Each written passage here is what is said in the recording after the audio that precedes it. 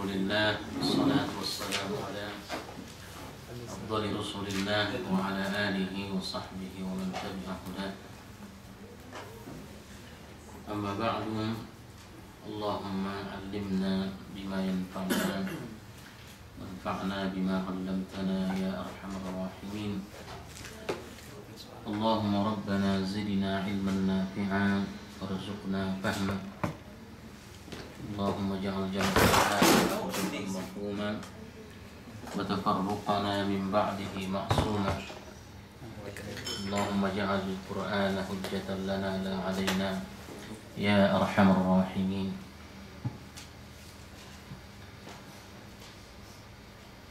Insyaallah malam ini kita sampai di ayat yang ke-20 dari surah An-Nisa. Qala Allah Ta'ala, A'udzu billahi minasy syaithanir rajim. Wa in aradtum istibdala zawjin makana zawjin wa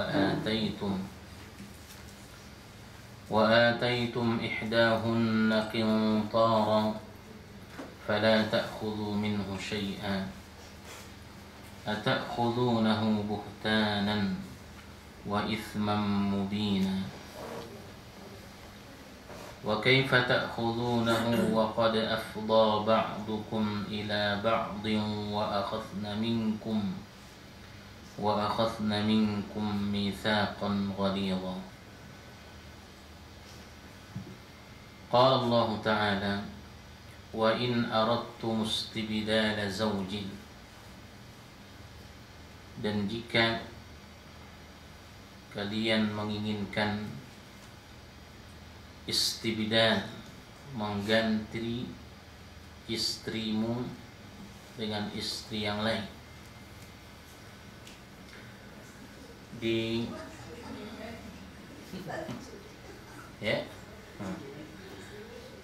tersirat di pikiran saya tadi bahwa awal ayat ini menyenangkan laki, tapi akhir ayat ini menyenangkan perempuan.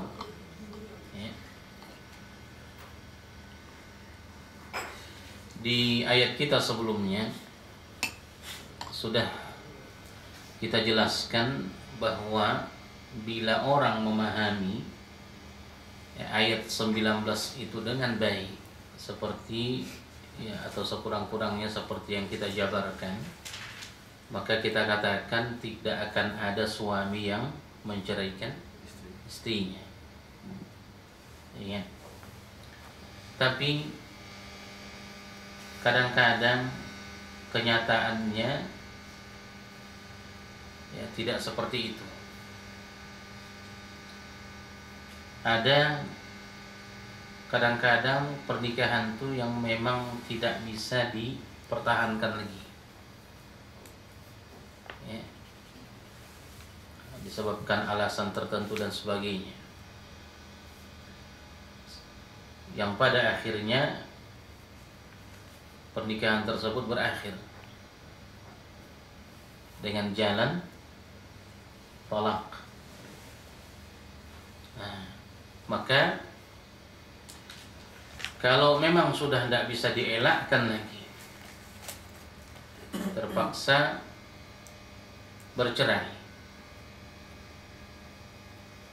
maka apa yang harus dilakukan oleh kedua belah pihak? Maka ayat kita, ayat ke-20 ini membicarakan itu. Bila pasangan suami istri mencari jalan pahit, artinya perceraian. Nah, di sini suami yang menceraikan istrinya mendapatkan perintah dari Allah. Wa in aradtum, jadi jika kalian wahai para suami, aradtum berencana, menginginkan, istibdal mengganti istri, mengganti istri yang sudah tidak dicintai lagi kemudian dicerai, maka zaujin, ya, makana zaujin, mengganti istrimu dengan istri yang lain.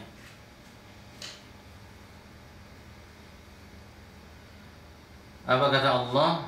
Wa ataitum, sedang kalian telah memberikan ihdahunna, ya, ihdahunna, kepada salah seorang di antara mereka. Mereka siapa nih? Istri yang mana dulu nih? Yang pertama. Ada yang mengatakan yang lama, yang sudah dicerai, dan ada yang mengatakan salah satu di antara keduanya. Maknanya yang sudah dicerai atau yang akan apa nih? Yang akan dinikahi.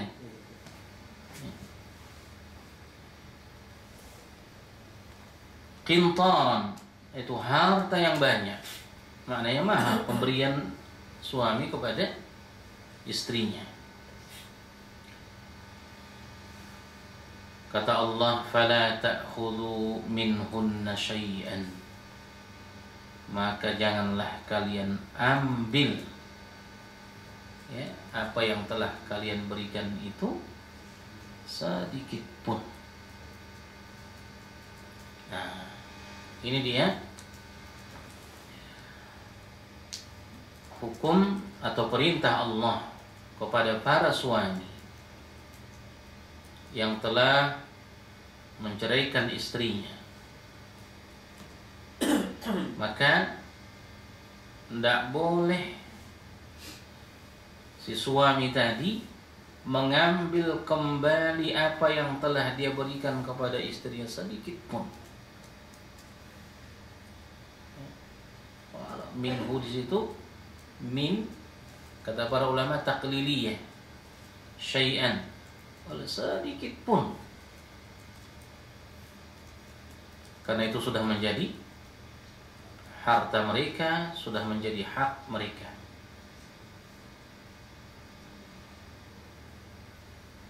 Di sini Allah menyebutkan kalimat harta yang banyak itu dengan istilah qintar. Qintaran nih, sekalian,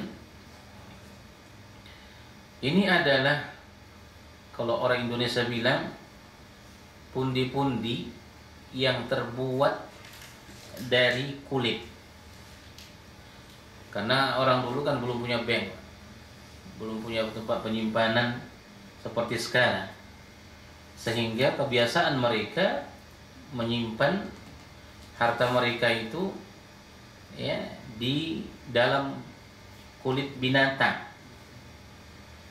Nah, misalnya kambing, ya, kulit kambing, atau kancil atau sejenisnya.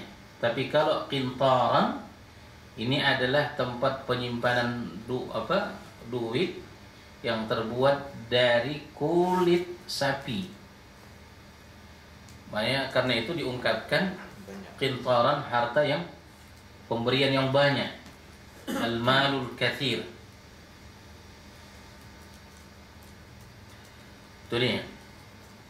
Fala ta'khudhuhunna minhu syai'an.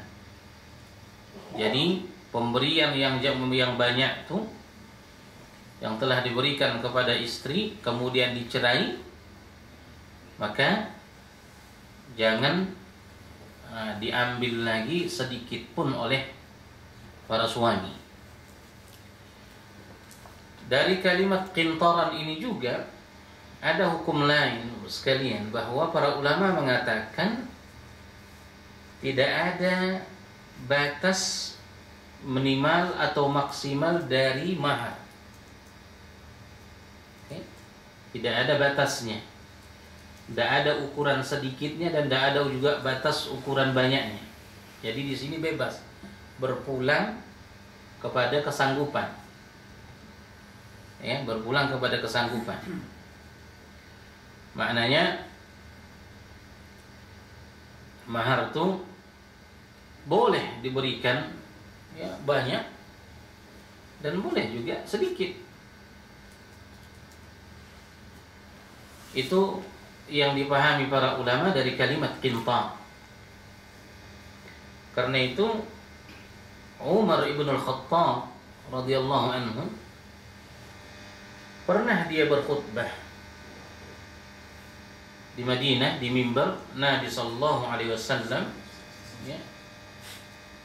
Dan dalam khutbah tersebut dia tetapkan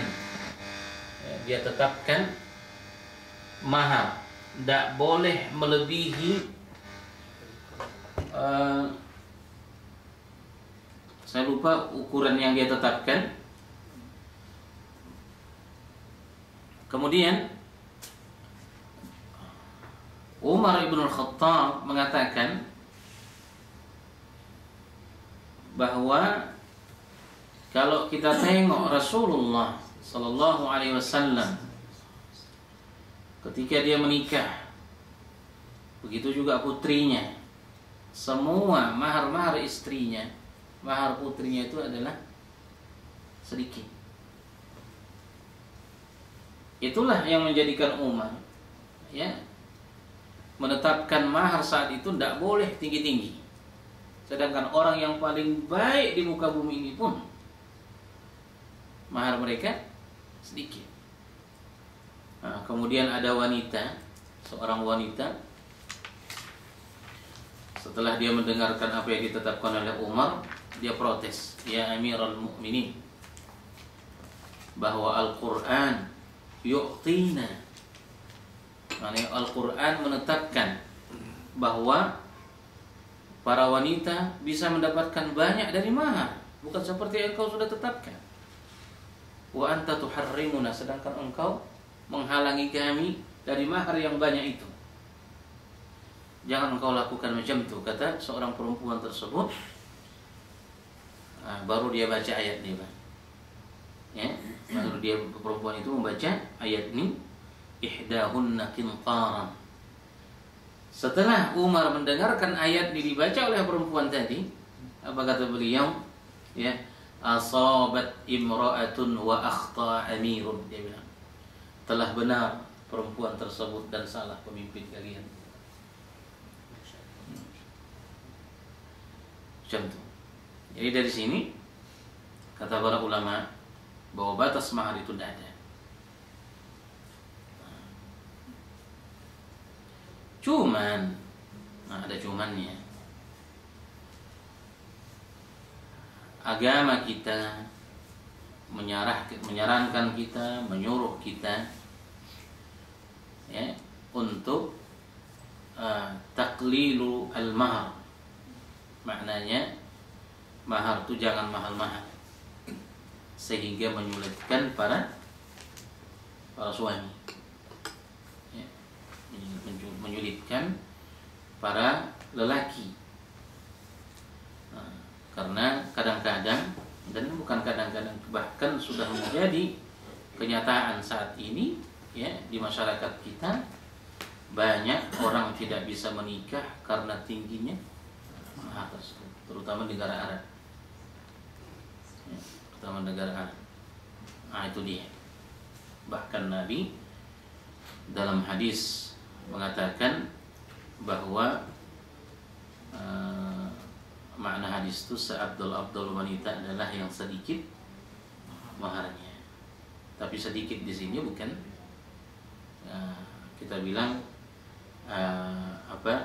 bukan dibatas, ya, bisa saja sedikit. Ini berbeda antara satu dengan yang lain. Nah, makanya kita bilang tadi balik kepada kemampuan masing-masing dan tidak menyulitkan sehingga pernikahan itu tidak bisa terlaksana atau tertunda karena mahar tersebut. Itu dia kata para ulama yang kita ambil dari wa ataitum ihdahunna qintaran. Jadi singkatnya, bila ada istri dicerai oleh suaminya, maka pemberian berupa mahar yang telah diberikan suami kepada istri tersebut tidak boleh diambil sedikit pun. Baru Allah jelaskan alasannya kenapa tidak boleh diambil. Kata Allah, atakhudhunahu buhtanan wa ithman mubina. Allah mengatakan, apakah kalian wahai para suami akan mengambilnya kembali dengan jalan buhtan. Buhtan itu adalah kezaliman, ya.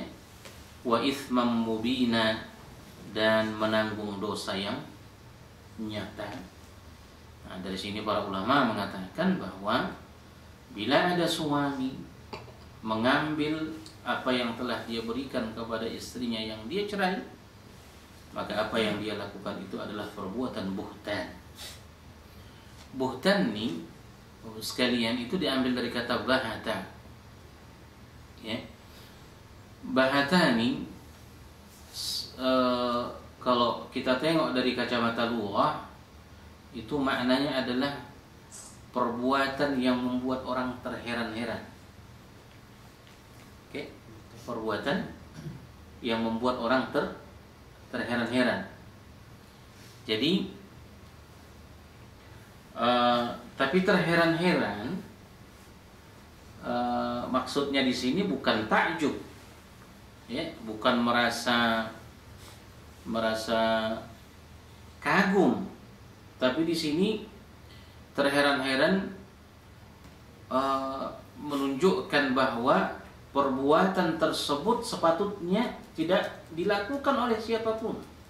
Jadi kalau kita bahasakan ke bahasa kita, bagaimana mungkin orang bisa mengambil harta yang telah dia berikan kepada istrinya yang sudah dia cerai? Alangkah buruknya, begitu alangkah teganya orang macam itu. Jadi ini makna saya maksudkan tadi, terheran-heran. Jadi itu buhtan. Bagaimana mungkin dia bisa mengambil itu kembali?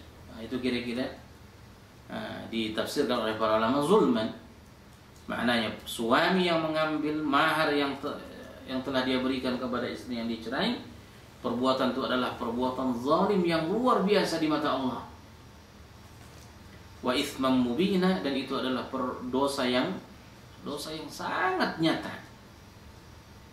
Itu kira-kira makna ata'khudhunahu buhtana wa ithman mubina. Karena itu hukumnya berat. Bahkan minal kabair, ya, dosa besar. Baru Allah jelaskan kembali alasan tidak patutnya suami mengambil kembali apa yang telah dia berikan kepada istrinya yang sudah dicerai. Wa kaifa ta'khudhunahu, kata Allah. Dan bagaimana kalian wahai para suami mengambilnya kembali? Wa qad afdha ba'dukum ila ba'din, padahal kalian telah bergaul satu sama lain sebagai suami istri. Nah, di sini wa qad afdha ba'dukum ila ba'din, padahal waw ini disebut waw hal. Maka kita tidak artikan dia dan, tapi padahal, ya, kalian telah bergaul satu dengan yang lain, maknanya suami dengan istri. Di sini Allah memakai kalimat afdha. Ibnu Abbas dia bilang wa qad afdha ba'dukum ila ba'din, maknanya adalah al-jima'. Ya, maknanya adalah al-jima'. Jadi maksud dari padahal kalian telah bergaul satu sama lain, maknanya kalian telah berhubungan suami istri. Bagaimana mungkin suami, ya, mengambil kembali pemberian yang sudah berikan kepada istrinya kemudian dia cerai, ya? Bagaimana mungkin dia ambil padahal dia sudah melakukan hubungan suami istri dengannya? Itu kata Ibnu Abbas. Jadi makna afdha ba'dukum ila ba'din wa qad afdha ba'dukum ila ba'din di sini adalah al-jima'.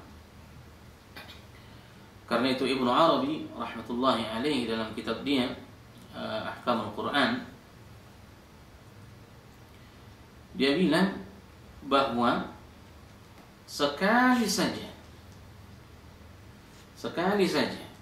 suami menggauli istrinya, ya, maka perbuatan yang dia lakukan itu tidak bisa dibayar oleh seluruh harta yang ada di muka bumi. Itu kata Ibnu Arabi rahmatullahi alaih. Menunjukkan tidak layaknya, tidak patutnya itu diambil oleh suami kembali apabila sudah terjadi hubungan suami istri atau jima. Tapi bila ada suami menceraikan istrinya dan belum terjadi jima, wajibkah suami membayar mahar? Ibu-ibu, dahulu pada ya di Al-Baqarah dah pernah kita belajar ini di juz 2 ya, bahwa tidak ada kewajiban suami membayar mahar kepada istri yang sudah terjadi ijab kabul tapi belum sempat berhubungan suami istri kemudian terjadi perceraian, maka mahar itu tidak perlu dibayar ya, tidak wajib lagi dibayar bila belum terjadi hubungan suami istri. Kemudian dari kalimat afdani sekalian dari lughah itu berasal dari kata fadha ya, fadha itu langit itu disebut fadha ya, langit itu disebut fadha. Kenapa? Saking jelasnya ya, sesuatu yang terang, nampak, jelas dan luas itu disebut fadha ya, terbuka ya. Makanya orang Arab lahan yang luas dan terbuka dengan jelas itu mereka sebut fadha. Fadhi ini kosong. Afdha diartikan oleh para penterjemah atau pentafsir yaitu kalian telah berhubungan satu dengan yang lain. Maknanya bahwa setelah terjadi pernikahan setelah terjadi pernikahan maka suami dengan istri itu mereka sudah saling terbuka. Bahkan kata para ulama, rahasia seorang istri ya, yang selama ini dia tidak tunjukkan kepada siapapun, hatta kepada orang tuanya sekalipun. Tapi kalau sudah terjadi ijab kabul, maka itu sudah terbuka di depan suaminya. Itu makna yang tersirat diambil dari kata abdo ini. Jadi kata para ulama bahwa bila ada hubungan antara dua jenis kelamin yang berbeda, laki dengan perempuan, tapi belum nikah, ini maknanya masih tertutup. Kalaupun ada cinta di sebelum pernikahan, ini adalah cinta yang tertutup, ya kan? Karena itu sebelum adanya pernikahan, sedekat apapun hubungan seorang laki dengan perempuan, masih ada di sana yang ditutupi. Makanya ini pengalaman kita masing-masing saya kira ya, bukan saya aja mungkin, tapi semua laki mungkin mengalami ini, bahwa sangat malu kita dulu ya mengatakan kepada ya seorang wanita yang kita kenal ya, yang kita punya hati kepadanya ya, mengatakan kata-kata saya tidak punya duit. Coba ya. Ya. Sangat malu kita itu mengatakan saya tidak punya duit di depan seorang wanita. Nah, ini kan satu. Nah, begitu nikah berulang kali dikatakan suami. Kepada istrinya, dikit-dikit tak punya duit, dikit-dikit tak punya duit. Dulu kalimat ini sangat dia simpan sebelum terjadi pernikahan. Malu dia mengucap. Ini kita bilang sebelum ada ijab kabul semuanya masih tertutup, mughlaq. Ya kan? Dulu sebelum terjadi pernikahan, tidak ada suami yang mau menangis di depan calon istrinya. Tidak ada itu. Tapi begitu udah nikah, pura-pura nangis aja. Ini maknanya afdal. Maknanya sudah terbuka semua rahasia. Nah, walau tujuan utama dari afdal di sini adalah ucapan kita bilang jima. Ya. Tapi kalau diperluas lagi dia seluas kalimat fadha tadi, maknanya tidak ada satu hubungan pun yang saling dan sangat terbuka di antara dua makhluk, melainkan adalah suami dengan istri. Karena itu kata Allah, apakah patut kalian mengambil sesuatu yang telah kalian berikan, padahal istri kalian itu telah membuka segalanya untuk kalian, yang dia tidak pernah buka itu kepada siapapun. Itu kira-kira. Nah, ya. Mahal dah sebelum kawin, selepas kawin. Sebelum kawin ya, mahal dibayar sebelum kawin. Iya, maknanya sebelum nikah. Iya, nikah. Ya, mahar kan itu syarat sah nikah. Syarat sah nikah. Iya.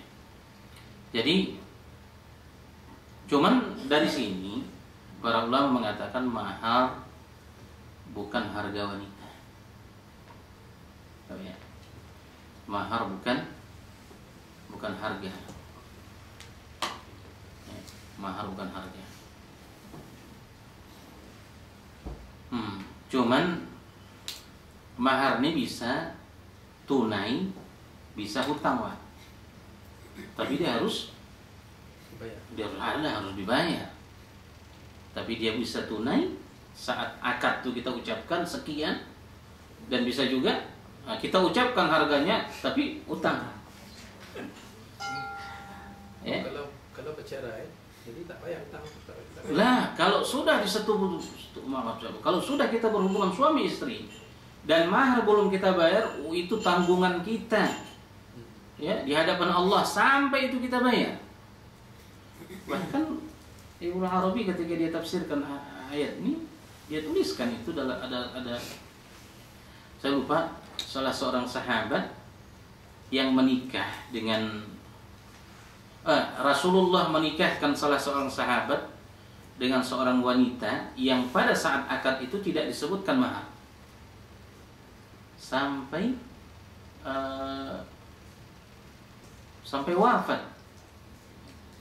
sampai dia akan sakaratul maut, laki-laki tersebut baru dia ingat bahwa dia punya hutang kepada istrinya berupa mahar yang belum dia berikan. Sementara dia tidak punya apa-apa, apalagi dia sudah di atas kasur kematian. Maka kecuali dia punya satu busur panah.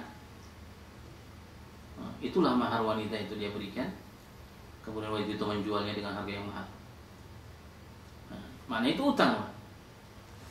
Mana itu utang? Jadi mau tunai atau utang, ya kan? Kalau belum dibayar, ya harus dia bayar. Kalau sudah, ya itu kita bilang tidak boleh diambil kalau sudah terjadi hubungan suami istri. Jadi itu yang pertama alasannya kenapa tidak boleh lagi diambil itu. Sebab waqad afdha ba'dukum ila ba'din. Ya.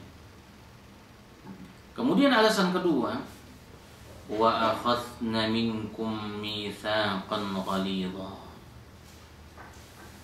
Alasan kedua kenapa mahar tidak boleh lagi diambil para suami dari istri yang dicerai, sebab para istri-istri tersebut telah mengambil minkum dari kalian wahai para suami mitsaqan ghalidha, perjanjian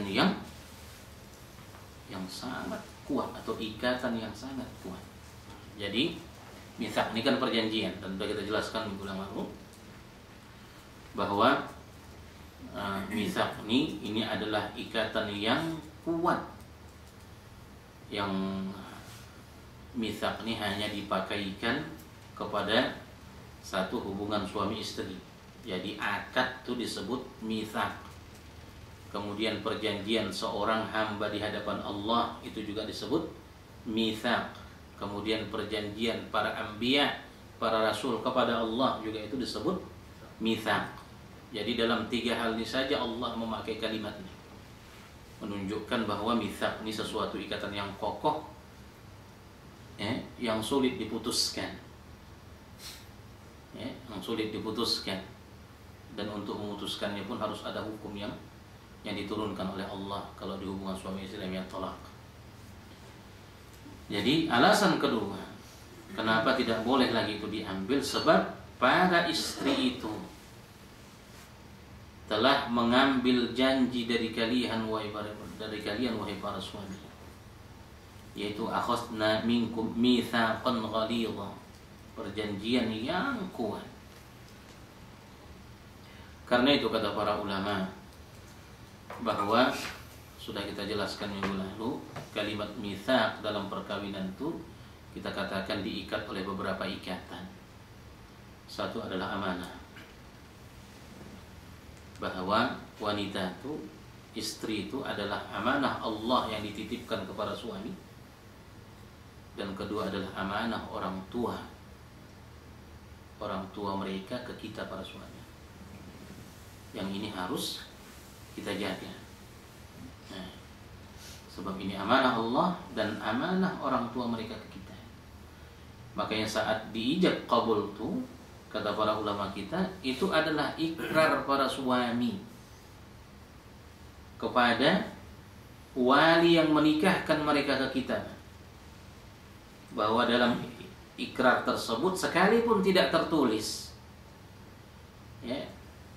bahwa salah satu makna dari ijab qabul itu adalah perjanjian kita sebagai suami bahwa kita akan menjaga, akan memelihara, apalagi mengasihi, menyayangi, mencintai amanah yang dititipkan ke kita para suami ini. Nah, itu dia. Dan begitu juga bahwa orang tua, seorang ayah yang menikahkan putrinya kepada seorang laki-laki yang menjadi menantunya, nah itu juga dalam ijab kabul seolah-olah telah mengamanahkan putrinya tersebut kepada kita suami. Makanya Nabi SAW saat dia menikahkan Fatimah kepada Ali bin Abi Thalib, apa kata Nabi SAW? Ya Ali, hadhihi Fatimatu lak, ini Fatimah untukmu. Jadilah engkau sebaik-baik teman untuknya. Jadilah engkau sebaik-baik teman atau yang menemaninya untuknya. Itu pesan Nabi SAW. Dan itulah pesan orang tua kepada siapapun saat mereka menikahkan putrinya. Jadi dia amanah. Kemudian yang kedua kita bilang mawaddah atau mahabbah. Mawaddah atau mahabbah, namanya cinta kasih sayang. Nah, kemudian baru kita katakan rahmah. Atau kita balik, yang terbaik adalah mawaddah, kemudian baru rahmah, kemudian baru amanah. Jadi inilah pengikat mitsaq itu. Hubungan suami istri itulah pengikatnya. Diikat dengan amanah, diikat dengan mawaddah, diikat dengan mahabbah. Kata para ulama, mahabbah bisa hilang. Mahabbah bisa hilang. Rasa cinta bisa hilang. Sebab kata para ulama, cinta ini muncul karena ada sesuatu. Bila sesuatu hilang, hilang pula dia. Dulu kita mencintai istri kita karena cantiknya. Setelah menikah mana cantik lagi, udah berubah dah. Makanya kalau sudah berubah seperti ini bukan dicinta lagi. Permainan suami istri bukan dicinta lagi, tapi sudah pindah ke rahmah yang lebih hebat lagi. Nah, maka cinta ini bisa hilang. Kemudian ada rahmah. kasihan, kasih sayang. Juga kadang-kadang ini bisa hilang. Bila hilang mawaddah atau mahabbah, hilang juga rahmah, masih ada satu lagi. Ingat, ini amanah. Ini amanah. Cuman di ayat nih Bapak sekalian, Allah mengatakan wa akhadna minkum, bahwa para istri itu telah mengambil dari kalian ya mitsaqan ghalidha. Itu perjanjian yang kuat. Walaupun ini secara zahir ditujukan kepada perempuan, begitu juga suami ke istrinya. Bahwa saat sudah ijab kabul, bahwa di situ juga istri harus menyadari bahwa si suami itu pun ya menginginkan tentu kebahagiaan bersamanya. Makanya dia pun harus menunaikan hak dia sebagai seorang istri. Karena dia tidak akan melakukan ijab kabul kecuali dengan keyakinan bahwa si istri itu akan menyenangkannya. Makanya ini sama-sama kita bilang mitsaqan ghalidha. Itu dia alasan kedua kenapa ya seorang suami tidak boleh lagi mengambil apa yang telah dia berikan kepada istrinya ya setelah kita bilang tadi qad afdha ba'dukum ila ba'din wa akhadna minkum mitsaqan ghalidha. Itu dia sekalian rangkuman dari ungkapan-ungkapan ulama kita dalam kitab tafsir mereka. Adapun ayat berikutnya wala tankihu ma nakaha aba'ukum minan nisa'i illa ma qad salaf innahu kana fahishatan wa maqtan wa sa'a sabila. Kata Allah wala tankihu, dan janganlah kalian menikahi manakaha aba'ukum. Di sini pakai man, bukan pakai man. Ya. Kalau man siapa kan? Berarti maknanya perempuan. Nah, tapi kalau ma maknanya apa? Nah, Allah tidak mengatakan wala tankihu man nakaha aba'ukum minan nisa. Tapi Allah mengatakan manakaha aba'ukum minan nisa. Janganlah kalian menikahi apa yang dinikahi oleh ayah-ayah kalian, ya. Maknanya di masa lalu minan nisa, ya, dari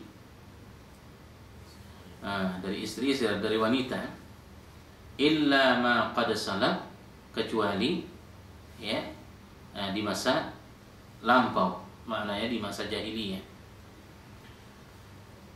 Ini penegasan Allah kembali ya kepada apa yang terjadi dulu di masa jahiliyah, di mana kita katakan bahwa salah satu bentuk kebodohan orang-orang jahiliyah bahwa bila meninggal istri ayah, ibu tiri, ya kan? Bila meninggal istri ayah kita, maknanya ibu tiri kita. Ya, itu makna istri ayah dalam bahasa agama, zaujatu abi katanya. Ya, istri ayah kita. Maknanya bukan mak yang melahirkan kita, tapi istri dia yang lain, maknanya ibu tiri kita.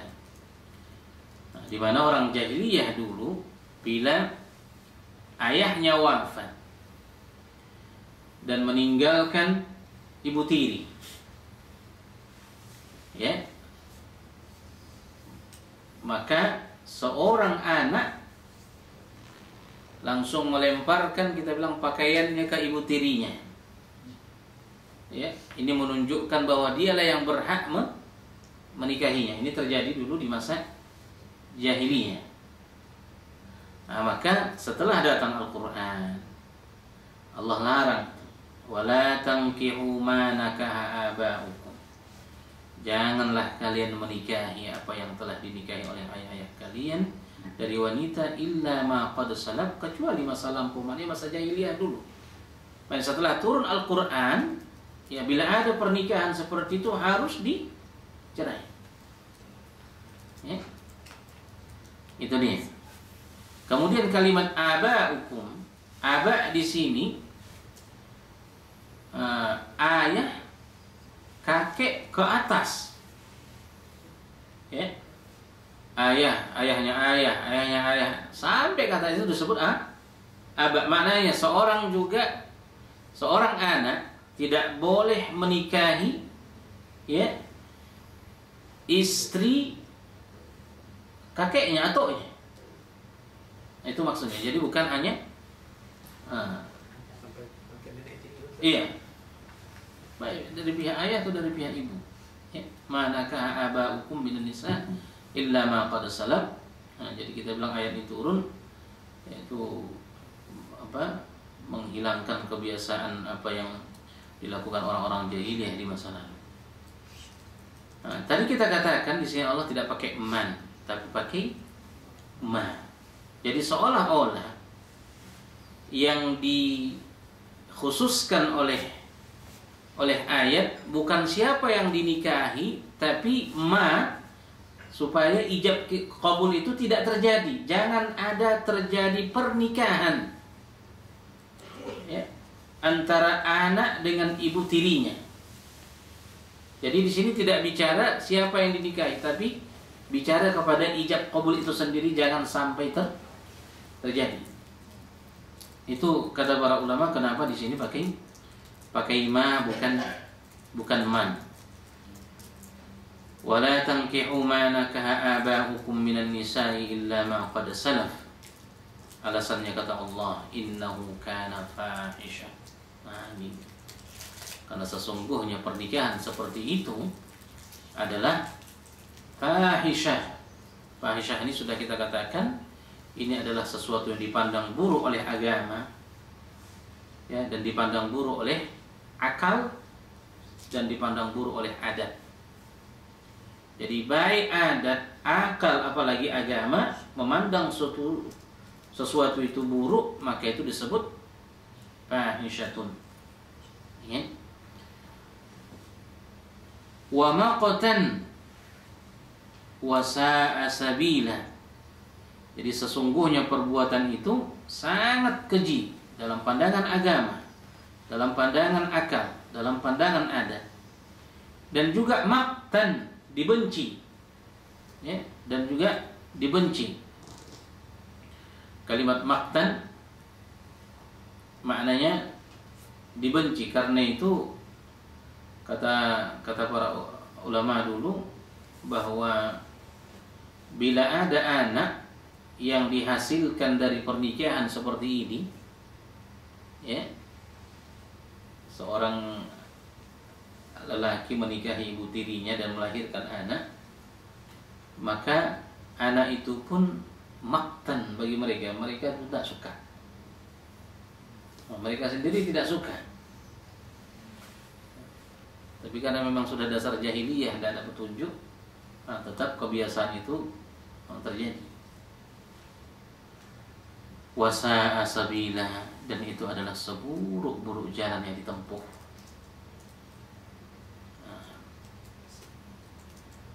Di sini Bapak sekalian, sebagai tambahan terakhir, ada hukum yang menjadi perdebatan panjang di kalangan ulama. Kalau seorang anak tidak boleh dia, ya, menikahi wanita yang dinikahi oleh ayahnya, baik terjadi hubungan suami istri atau tidak. Oke. Seorang ayah misalnya menikahi seorang wanita, sudah terjadi ijab qabul, ya kan? Tapi belum terjadi hubungan suami istri, kemudian cerai, baik cerai mati atau cerai hidup, ya, baik cerai mati atau cerai hidup, maka kita katakan anak tidak boleh menikahinya. Baik kita katakan ya sudah terjadi ijab qabul atau sebelum terjadi hubungan suami istri, maka itu haram hukumnya. Kemudian dari sini kita bilang ada perdebatan panjang di kalangan ulama. Apabila seorang ayah berzina, na'udzubillahi min dzalik, dengan perempuan, bolehkah seorang anak menikahi perempuan yang pernah dizinai oleh ayahnya? Itu perdebatan panjang di kalangan ulama. Cuman Al-Imam Syafi'i rahmatullahi alaihi dan Imam Malik ya, mereka ini mengatakan bahwa perzinahan tidak menghalangi pernikahan. Perzinahan tidak menghalangi pernikahan. Maknanya boleh. Yang salah adalah apabila menikah seorang ayah kepada seorang perempuan, kemudian terjadi atau tidak hubungan suami istri, kemudian cerai, baik cerai hidup atau cerai mati, anak tidak boleh menikahinya. Tapi kalau kita bilang sebaliknya, maknanya berhubungan suami istri dengan jalan yang haram, ya, kemudian si anaknya pula tidak tahu, ya, dia nikahi wanita itu, dan itu hukumnya sah menurut dua mazhab, walau ini maktan, maknanya perbuatan yang kurang baik. Allahu a'lam. Mudah-mudahan insyaallah bermanfaat. Wassalamualaikum warahmatullahi wabarakatuh.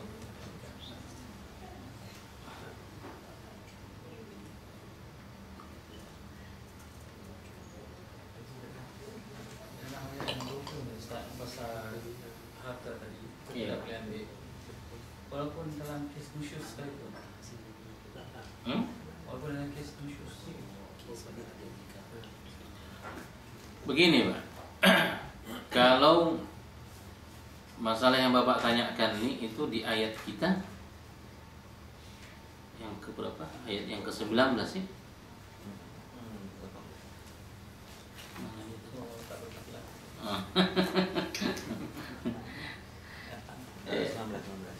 Ya ayyuhalladzina amanu la yahillu lakum an tarisun nisaa karahan wa la ta'dhuluhun litadhhabu bi ba'dhi ma ataytumuhunna illa an ya'tina bi fahishatin mubayyinah.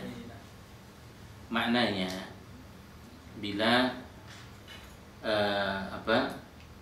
bila seorang istri yang melakukan perbuatan fahisyah. Fahisyah sudah kita jelaskan kalau itu Pak.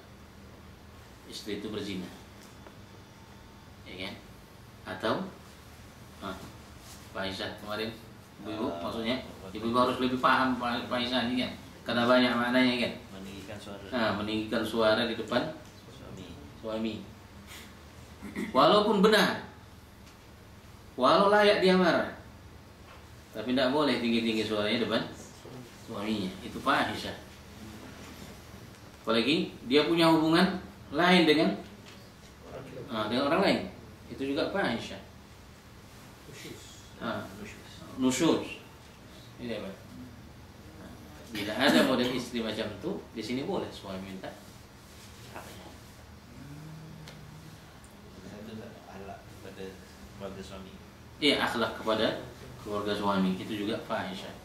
Jadi wanita yang buruk akhlaknya kepada keluarga suami namanya disebut dia melakukan fahisyah. Dan boleh diambil. Tapi bukan semua. Ya, bukan semua, tapi di sini bi ba'dhi ma atai, cuma sebagian saja. Tak boleh semua. Ya.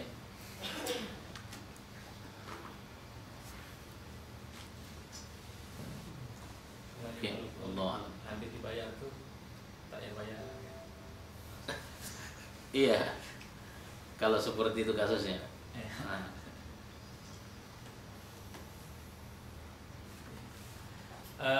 Dubai ada soalan? Ada, Haji. Tak ada. Alhamdulillah. Tak faham tu. Haji Basir kata Dubai tak faham tu ke? Tak, bukan tak faham. Alhamdulillah insyaallah. Salam. Nah, subhanakallah wa bihamdika Asyhadu an la asyhadu an la ilaha illa anta astaghfiruka wa atubu ilaik. Assalamualaikum warahmatullahi wabarakatuh. Assalamualaikum warahmatullahi wabarakatuh.